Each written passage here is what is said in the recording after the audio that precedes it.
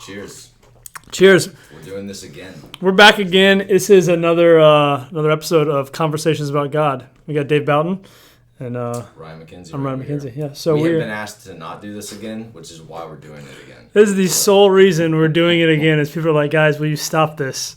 It's not. So anyway, it's a fun rebellion. It's great. It really just gets it out so that we don't do it in our everyday life. You know, it's a good time. This is just our outlet. All right. So we're diving through basically just some different questions. We had a couple questions from you guys this week. That was really awesome. Really awesome response on the podcast, YouTube, Facebook. So really cool stuff. And I'm going to ask Dave some questions. He's going to ask me some questions. We're going to dive into some specific stuff. With Easter coming up, I think it's a really great thing to talk about is Jesus, right? Why not Jesus? That's a good thing to talk about. Not just God in theory, but the God-man Jesus. So we're going to talk about that and what his death and resurrection looks like in our life. And this idea of like, can Jesus actually change your life is kind of like the underlying theme of what we're diving into today. So do you want to start off with something along those lines and we can dive in? Just a few thoughts just on Easter in general. During the sermon, Pastor Aslan did the sermon at Northwest Church this Sunday. It was very, very good. I know I'm a little biased because she's my wife. Well, so you would think that I'd have to say that, but it was just a great sermon. She beats him if he doesn't say that. Pretty she much. Will. Yeah. I am hurt. Anyway, so to me, as I'm listening to the sermon, you know, we think about the most significant holidays that we celebrate as Christians. Right. And Easter. Like Valentine's Day. St. Patrick's Day. When Jesus shot an arrow in heaven with a heart on the end of it. And, so Valentine's Day is pretty cool. But we often treat Christmas as the best of our holidays as Christians. And for good reason. It's obviously, I'm not an anti-Christmaser. But you heard it here first, guys. Dave Bouton hates Christmas. It's a passion. And so Easter is, in my opinion, the most significant holiday that we could celebrate. And you think about the joy and the preparation leading up to Christmas. Do we apply the same kind of passion and appreciation for this holiday? And I'm like, because I was talking with Pastor Peter while the sermon, I talked during the sermon with Pastor Peter, and we were both just agreeing, yeah, Easter is more important than Christmas. Right. Because, I'll read something that the Apostle Paul says in 1 Corinthians chapter 15, verse 17. He says, "And if Christ has not been raised, your faith is futile, and you are still in your sins." So, if everything else happened, but that didn't happen, then it's still futile. Like, a lot of people have been born, right? There's a lot of births that have happened. There's not very many people. Allegedly, a lot of people. But there's not a lot of people that have actually died and risen from the dead. You know, so that's a really neat. I can think of only one. It's pretty interesting. So, with that, one of the questions this week, we can dive right into this. How, and this is a little more personal maybe, because we can talk specifically about Jesus, but then also like our lives and people's lives. I think that's where it really hits the road. Is like how does it impact me and how does it affect me? So how has life with Jesus been different than you expected it to be? Because you weren't a Christian your whole life, just growing up as a Christian, and this is what I do. Like at some point, that belief changed. So how has that been different for you now that you are a Christian? So my thoughts on living a life that had a religious look to it when I first got saved, I guess I'm pleasantly surprised with how much, how interesting it is, and how the more I try to figure out more of who God is, the more I'm surprised by how amazing he continues to be. Yeah. And how he is directing my life in a direction that I would not have chosen. So had you told me that, David, you are going to be on staff at a church in a preaching capacity as a pastor, or that you are going to be about small groups for pretty much your entire existence as a Christian. This is what you do now. And that you would not be able to have biological children, but that the way that you would form your family would be through adoption. If you showed me this whole picture, I would have probably gone pass. Right? But I'm glad that the way I would have had my Christian faith play out went differently than God's design, because I've fallen in love with this life. It's not a stale life to me. It's amazing what he has done, and his ways That's are cool. higher. That's cool. I remember specifically for me, like it's you're right. It's crazy to see the way you plan your life to go and the way you think it's going to go in your head. Like my wife and I were talking about this the other day. We have 5 kids, and I grew up thinking I'll probably get married and have 2 kids because it was always just me and my brother. So like, you think the way you were raised is the way your life is going to go, or the way you've always planned is the way it's going to go. But God has different plans for you, you know. And I remember a specific moment. It was a Friday night at the church. We used to have these random.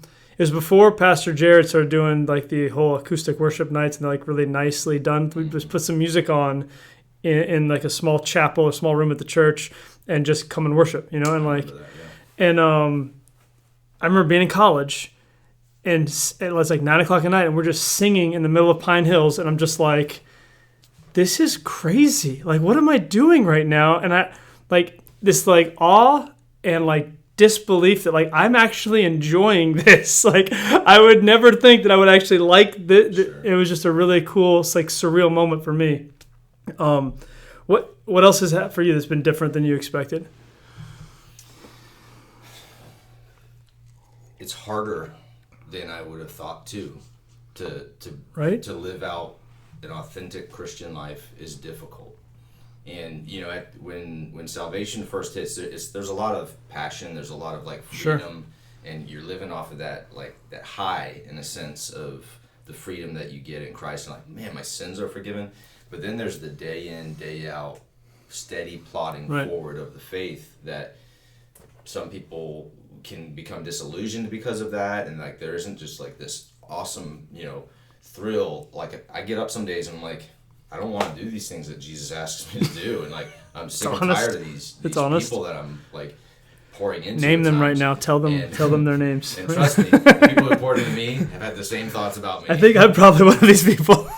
Every day. You know, so I would say that it's difficult, and I didn't expect it. Like the struggles that I've had. Yeah.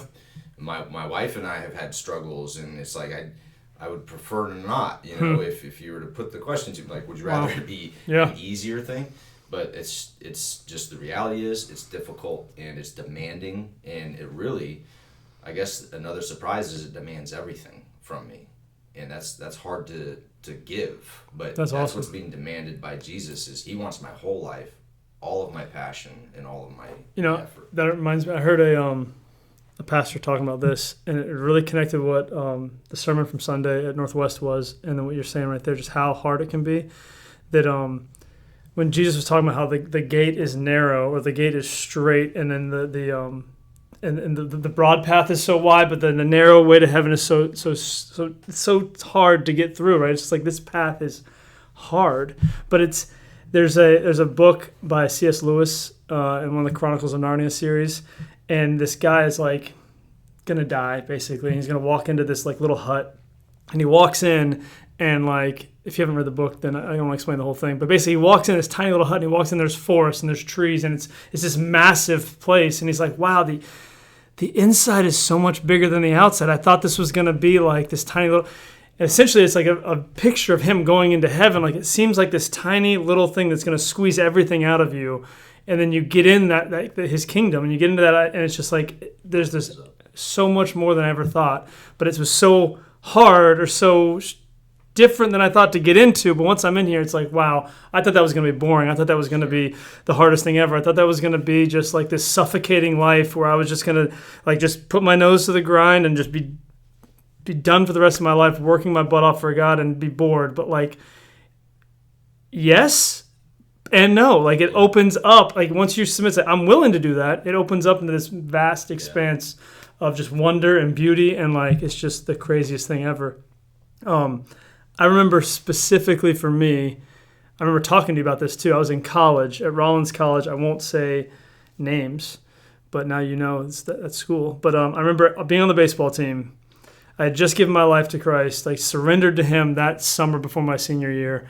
And my grades weren't great because I'm a college baseball player, right? So I'm in the group of guys that has to go to study hall. You can hit a round thing with another round thing, but you can't get to class and perform well, right? Look, I was trying to play baseball, I was trying to grow a small group, and I found a girl that I was in love with, and I was trying to get her to be my wife. So I think I won on at least 2 of those things. School was not even an option at the point. Anyway, I did well. I passed. I did all right. I did fine. That's 2 out of 3. I was above average.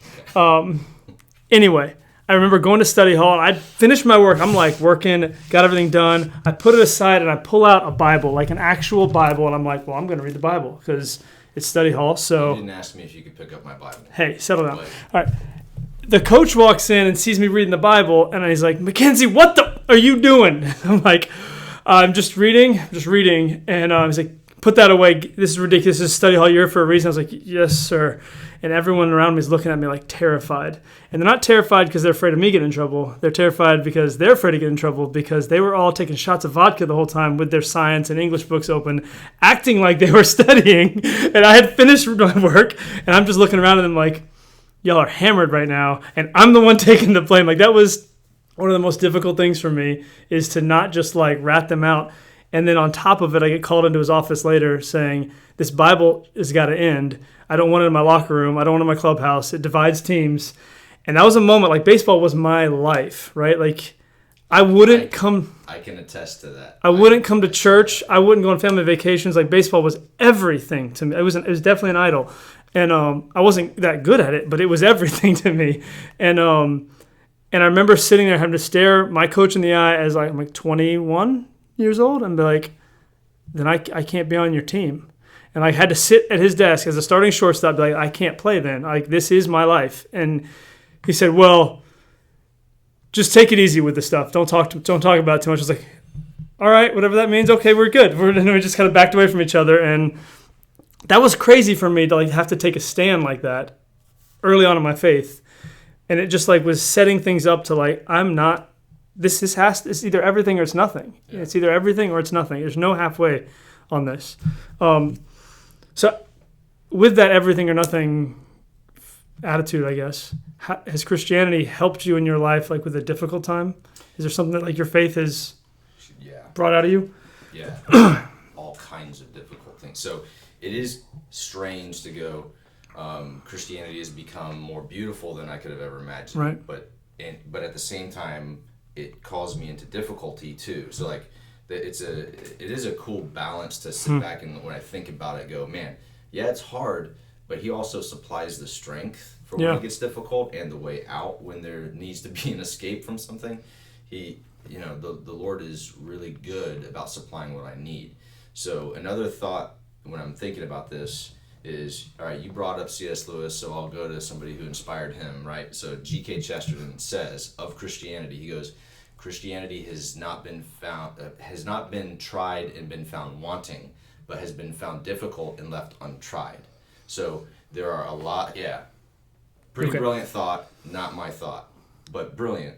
And when I think about just your testimony just then, you were immediately put into difficult situations because of your faith. Yeah. And that's like some people would maybe come to the faith to try and get, God to fix all the problems, but he actually calls you into problems. Yeah. And that it's a discipline. It's a relationship, but it's also a discipline. And so I have to become more disciplined if I want to mature in my faith. So how has it helped me in difficult times? Well, because of the steady plodding of trusting him through smaller things, when bigger problems would present themselves in my life, I was able to not go through it perfectly, but lean on him. And the beautiful thing about the difficult aspects of my life is that when it gets difficult, and I look back at those moments, I feel like I was closer to him in the difficulty than just when things are going well. When things are not challenging. Yeah. And it's given me a perspective of, all right, when I can perceive difficulty coming, lean into the difficulty, because that's where I'll find him. That's good. That's really good. That's really awesome. I think we had we're gonna get to a couple questions in a minute with I think Bella sent in a question. Bella, thank you. First question ever on the podcast. She sent in. We'll ask you in a minute. But the difficult times are like, in the moment, it seems like it's the worst thing ever. Why would God do this to me? How is this even happening? And even after the fact, it seems like, man, that was hard. That's painful. But it's just like exactly what you're saying. Like, I felt closer to him than I ever had before because I had to. Like, I needed him.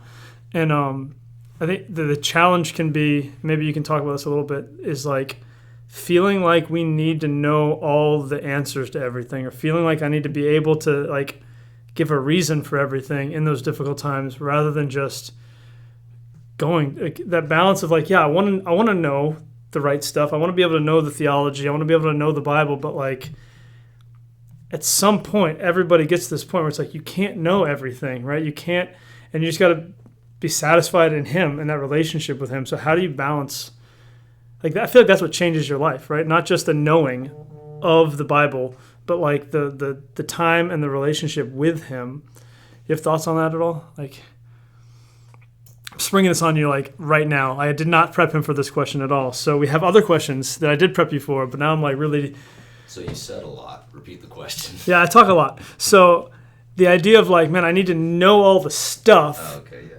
But I really just, looking back, it's the stuff that I really has meant the most is really just being with him. Like, how do you balance, yes, I want knowledge, but what really means the most is relationship. Because if you just go off relationship, it's like you don't really know what you're going for. But if you just go off knowledge, you don't really have a relationship. How do you balance that? So because God is personal, it would be like deepening a relationship with any other kind of a person. If I want to know my wife more than I do today, then I pursue her. I pursue information about her. I stalk her on Facebook. I'm kidding. Stalk your wife on Facebook? But if I'm interested in who she is, I try to find out more information about her. So That's like good. it's an approach to the Bible is, all right, this is a book about God primarily. Yeah. So yes, I want to increase in the knowledge. Right. But the way that it turns into a relationship is I act on what I know about him, and I approach him like he says to approach him. And then that's when those moments of, oh man, I now am sensing his presence, or I am more attuned to the Holy Spirit prompting me in moments. Like I've felt impressed to go talk to this person, or go just hug this person, go put your arms around them and tell them you love them. And it's like they break, but it's only because I've been pursuing him and trying to do the things that he says to do, right? Man. So like it's this mixture of everything, but that's how I've experienced it, and that's how I've approached that. I like that. Like, it's so easy to check it off like a to-do list of like stuff you need to know, but once you learn something about him, go and do that with him, or go and be with him. Like, that's a really cool way to look at it, rather than just learn everything. I think that's our culture, right? Is like you go to school and you need to learn everything, and then at the end of the year you take the test and you take the final exam, and you got to make sure you know it all before you can pass to the next level. And like, God is not like that at all. He's like, just the story I told earlier, like, oh, you believe in me? Okay, let's see. Like, oh, you're worshiping? Let's take the next. And he wants interaction with us and challenges with us. He's right there with us in the hard times. I know for me, one of the hardest things ever, and I didn't know how to explain it, was when my dad died. And he died young. He was 66, and it happened pretty quick. Like, it was like all of a sudden he's in the hospital. There's no other, and then he was in the hospital for a month, and then he was gone. And my second child was born the day before, or the day after he was in the hospital. So it was a month long of me going to see my newborn baby, going home to my 2-year-old son, going to the hospital to see my dad, back and forth and back and forth. And I remember God gave me a word. I was just, first time my dad had ever like let me talk to him about God, because he couldn't tell me to stop. So I sat there and read the Bible to him and prayed for him. And I remember God gave me a word for him. It was about washing your hands and being clean. Super relevant today, right? But it's just like, I felt like maybe a lot of people feel this way, that you gotta know everything. You gotta do all the stuff first before you can come to him. And I just felt like God was saying, no, I want you right now as you are, and then we'll clean up everything later. You know, like that's a really cool thought. And my dad gave his life to Christ right before he died, so it was one of the hardest moments of my life, and one of the most beautiful moments of my life, to see my dad put his trust in Jesus, and at the same time, like lose my dad. So that was like, it was tough, but it was, looking back, like I don't know that I would trade that time with him and that time with God like for anything. Like, it's really a weird dynamic, and really special. But I think that is also a glimpse into the heart of our faith, right? So through tragedy, God brings about amazing things. Yeah. And there's nothing more important than the cross, right? So it's Easter, and we're talking about Jesus' resurrection. And we look at the cross, which is a horror to behold someone innocent be butchered and put to death. But at the same time, if he wasn't, and he didn't conquer the grave, then, I mean, or because he did, now we get to experience. So through that horrible, dark, evil thing done to him, he has worked the most amazing miracle. And that seems to be one of the things that's a hallmark of our faith. We're going to experience tragedy, but it's not a tragedy without hope on the other end of it. Like, we can always know God can work. We know the scripture, God works all things for the good of those who love him.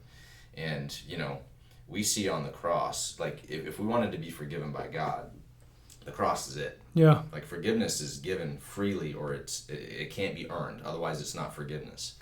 And at the same time, if God is going to deal with actual sin and be just, so this is another aspect of the cross that just continues to just make me go, wow, it is so much more wonderful and deep than I could ever know.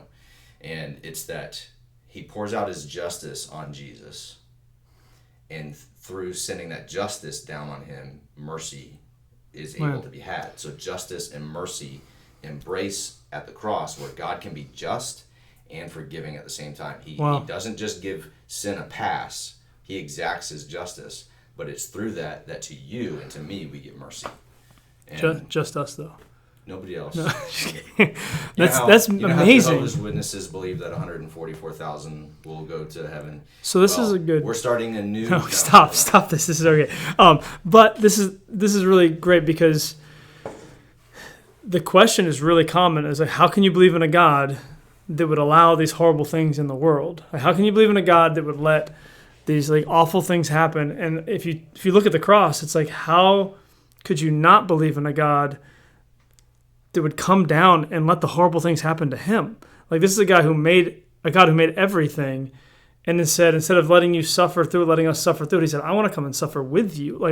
That's what Easter is all about, right? That's why Jesus can change your life, is because not because, oh, look, here's all the list of things you have to do, or here's the people you need to talk to, or the stuff you need to read, but it's like, no, you're in a horrible, painful place, and I'm coming to suffer with you. I'm going to be with you, and that changes everything in my life. Like, to know that my God, my King, like our Savior, he could have just sat there and said, hey, come to me.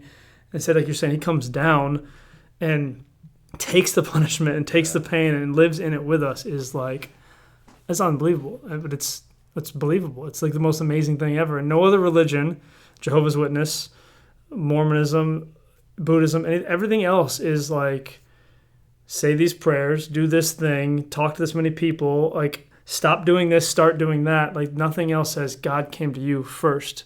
Yeah. If you know of another one, I don't want to just say that. If there isn't a religion that has a God coming to us first, then correct me. But I have not come across one. That's what's just so awesome to me. Do you want to get to Bella's question? Yeah, let's do it. All right, so Bella asked, she wrote in, if you guys have questions, write them in. I think she put it on YouTube. But if you want to find a way to get a hold of us, do it and tell us your questions. It could be anywhere you want. But she said, how do you give up, in essence, it was, how do you give up control and trust God? So it's kind of a general question, but it's really a good question. Like, how do you actually, I think what we're talking about here is really relevant to that. Like, how do you actually give up control and give your trust to God? Is like, it sounds great in theory, but how does that actually work out in our lives? So when I first saw the question, my mind first goes to, well, let me go to the expert, which would be Jesus. And like, Jesus, who is God, is also obeying the Father. So he's showing us a pattern of what obedience looks like. But Jesus is both God and man too. Mm-hmm. So the manness had made, he became subject to going through got baptized, he did all the things, basically showing that his humanity was giving up control of what maybe his flesh wanted to do, and said, I'm going to perfectly obey. Yeah. So I go, if we have a perfect example of what giving up control is, it's Jesus. Jesus is going, I do what the Father tells me. Man. So our pattern is, if the Father says it, I do it.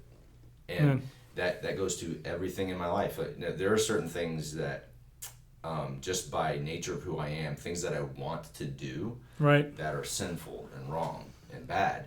And I have to put discipline in place and basically take my will and go, my will wants to do this. On any number of things. Mm-hmm. You know, like some of my temptations are different from some of your temptations and like anybody else. But we all have the same God to obey.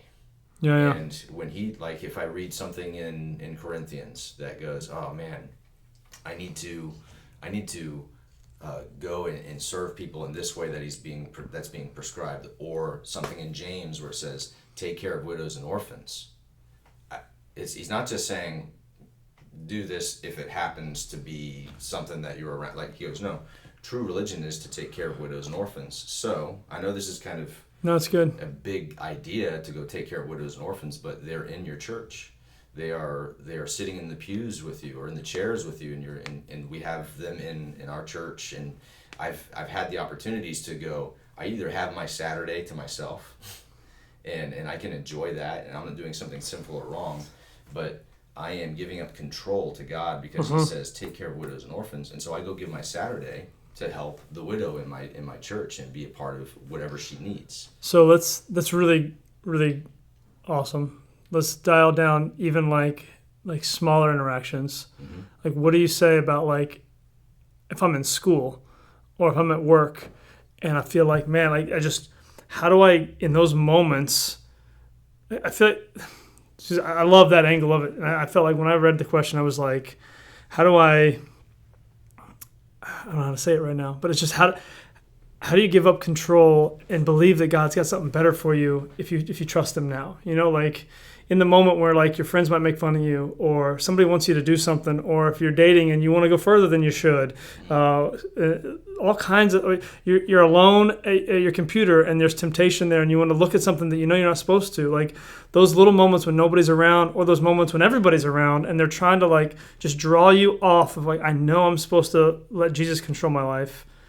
How do I not pull off there and say, oh God, I don't care if they make fun of me, or I don't care if I don't get satisfaction right now with my girlfriend or boyfriend. How do I give Him that in that moment? It's really, so how do I give up control to God? This is going to rub people the wrong way, but it is by giving control of my life and spreading that to the people that He also lives in, like through accountability. Yeah. It's like, hey, I see, like, if I'm not real with you and what my struggles are, then you don't really know me well, right? And I'm still holding the control. Yeah. The control is still in my hands. And if it's like something that I can't get victory in, and I don't go, like that, hey, I need to spread the control over to you, Ryan, because I can't stay consistent to what I'm being called to, then if I don't do that, I'm keeping the control here instead of spreading it to other people. Wow. And like, I think there's something to calling people out of this idea that it's just between you and God. Yeah, He actually says, confess your sins to one another. Like, He says that. Yeah. So when you do that and you confess that and you put accountability where you're accountable to other people and you're giving that control out, then that's the path to victory for me, for confronting I like that a lot. my control problems. That's really cool. And one last thought on it for me is that same quote from C.S. Lewis, like realizing that the inside is bigger than the outside, right? Like it feels like this, I'm not going to have any fun if I do it that way. Like it's not going to work out well for me. They're all going to make fun of me. I'm not going to get what I really feel like I want. But like giving up, say, well, I'll just do it anyway. If you can really have that hope for something bigger, that hope for something better, like all of our desires are fulfilled in Christ, either now or in heaven, right? So like there's not a desire He's going to put in you that's not going to be fulfilled or better now or in heaven when we give our control and our trust over to Him. So I think that's a really, really cool thing to remember, is like it seems so constraining, and it might be to your flesh, but the second you enter into it, it's like, wow, I didn't realize how good this could really be. Like that hope for something more keeps me going some days. Like sometimes it's all you have. Sometimes it's like right away you see the result, but that's big. All right. That was a great question, Bella. Thank you. One last thing here, just with the Resurrection Sunday, Easter, whatever you want to call it, we're kind of into that Holy Week right now where Jesus goes to the cross and he dies, and everyone that was following him is like, what the heck just happened? We thought he was going to take over everything. We thought he was going to be the ruler of everything. Like, and then you see him raised from the dead, right? What has been your biggest, for you, like with the cross coming into your life, you probably had moments where you're like, what is going on in my life? I thought you had me, God. Like, what has been your biggest like peace, your biggest like revelation of the cross for you? Just if you want to share something with us about how Jesus has been real in your life and he's just risen up something new in you. Is there like a final touch of the cross that you want to drop on us here and tell us about? So it would have to be about forgiveness for me, because anything that's been consistent in my life, it's that I've had to forgive every day, or go to God with my anger at him, when things weren't going the way that I wanted it, and I'd have to go, and I finally get on the other side of whatever that was. Like for my wife and I, our big story is infertility, right? Like we weren't, and I'm like, I've had these moments where like in my 20s, I was giving my so much time to the church and trying to grow it and grow like disciples and have small groups and evangelize and all this stuff. And like he wouldn't give me children, right? It's gonna be so easy to get bitter about that too. Like, I've been working for you. Where's my, there's parables that we get into about that. But I was being honest. I go to him and I go, I'm pissed at you. I'm angry with you because you won't do this thing. And then obviously, it's like you go read the Psalms and you can see David dealing with like, God, where are you and all this. Yeah. But if you stay in communication with him, he will speak to your heart. You may not like what he says, but he's going to speak to your heart. So when we think about the cross and like the things that are hard for me, it comes to forgiveness on so many levels, and asking him to forgive me. But I remember one of the most important things for me when it comes to the cross and forgiveness is if I see him doing that for me and forgiving me for all that I know I've done, and I'm going to withhold that forgiveness from somebody else, nothing more than the cross can inspire me to forgive. Yeah. There's no other brilliant moral teaching or example other than the cross demonstrating that I need to forgive. And for me, the biggest forgiveness in my life was one of my father, one of my parents, who had basically abandoned my family. Wow. And I hated him for many, many years, and it kind of controlled me, and like, it kept me from doing some things I probably should have done, and it pushed me into doing some things that I should not do. Yeah. And I remember being confronted with that teaching of the cross and that angle of forgiveness, that like, if you don't forgive, I don't forgive you. God saying that to me. And I'm sitting here looking at a fire, I'm watching this fire burn, and I'm like, inside I feel like that fire. And I'm like, I don't want to forgive, and I'm burning with rage. And I'm like, but he said to, and I didn't feel like doing it, but I did it. I'm sure Jesus didn't feel like going to the cross. In fact, he asked for another way. Yeah, man. But he goes, but I'm going to go into that fire, and I'm going to let it be on me so that you can be forgiven. And so like that is coming to me in that moment. I'm like, all right, I need to forgive. And I didn't feel like it. I did it. And then I felt freedom. Yeah. Then I could start becoming the man that he intends me to be. But the more I hold on to unforgiveness, I become like something far worse than I would ever want to be or I could ever imagine. So that's good. To me, that's, if I could take one thing away from the cross, it's like there's the demonstration of his forgiveness to us. That's awesome. Let's be like him in that. Let's do it. All right, so I say that's where we'll end today. Be like him in that. Cheers. If you guys have questions you want answered, write to us, comment below on YouTube or Facebook, and you want to say something else, but hold on. He wants to say more things. But what I also want to know, two things. If you're at a place where you can comment, I know on the podcast you can't just like write stuff down, but if you're on Facebook or YouTube, I want to hear what your best thoughts were from the sermon this last Sunday. If you didn't get a chance to watch it, northwestorlando.com, or on YouTube, you can pull it up. You can find it really anywhere, Northwest Orlando Church.